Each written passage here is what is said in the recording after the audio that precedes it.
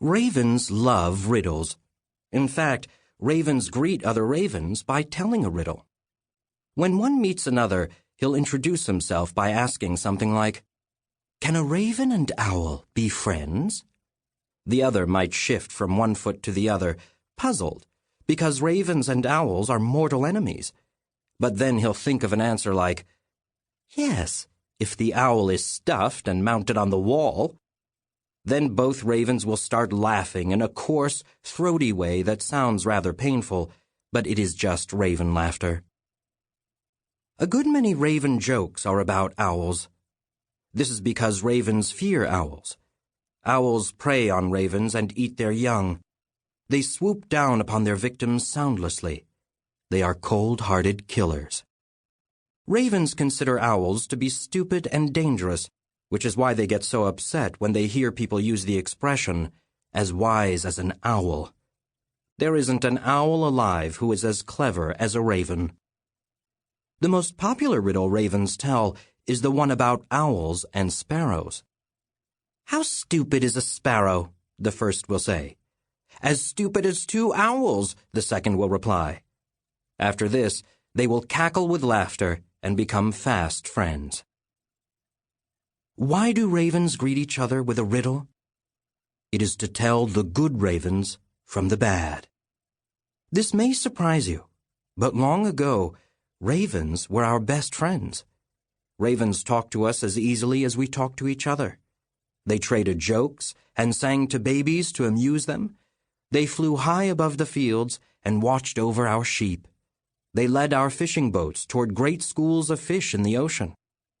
Out on the battlefields, as knights and soldiers lay wounded or dying, their faithful ravens would tend their wounds, give them medicine, or carry messages home for help.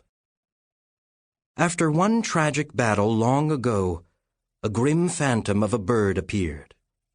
It looked like a raven, the same beak, silky feathers, and dark talons, but its eyes glowed a sickly yellow that pierced the mist of death around the fallen soldiers.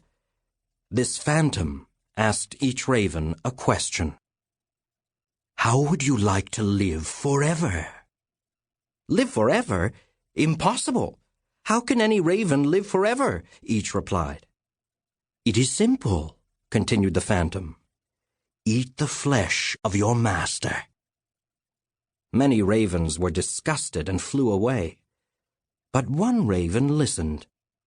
He had stood by his master for hours, offering words of comfort as the soldiers' last mortal breaths faded in the chill air. Death was a horrible thing, he told himself. Feeling terribly alone and helpless, he considered the grim bird's promise. "Could I truly live forever?" he replied. The phantom nodded. "One bite." The raven leaned over the body of his fallen companion and took the tiniest peck of flesh. First, he felt ashamed. Then, a queasiness filled his belly, followed by an icy sensation that trickled into his heart. Suddenly, his heart began to race so fast that he thought it would burst from his chest. In the same instant, time began to move faster for him. The grass wriggled out of the ground in a hurry to reach the sky. The sun crossed from east to west as quickly as a second hand sweeping around a clock. Then the terrible part. He felt hunger, a nagging, gnawing, craven ache in his belly. He ate more to make the hunger disappear, but it grew worse. When his master was nothing but a pile of bones, he became horrified. Had he done this? A cold, wretched bitterness engulfed his soul. The hole in his belly would be there forever. "You are a valraven now," said the phantom to his new disciple.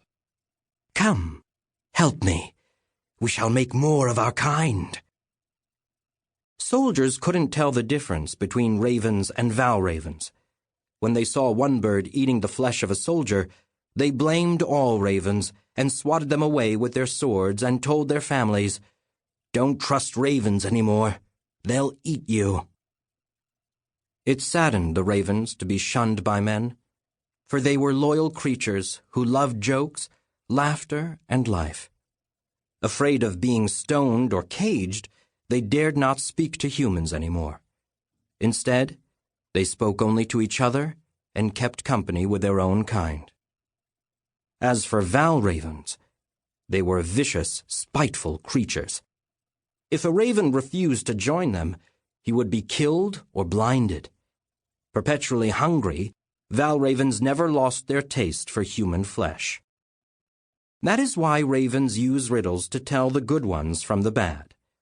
No riddle is funny to a valraven. That is always the first clue that you are in trouble.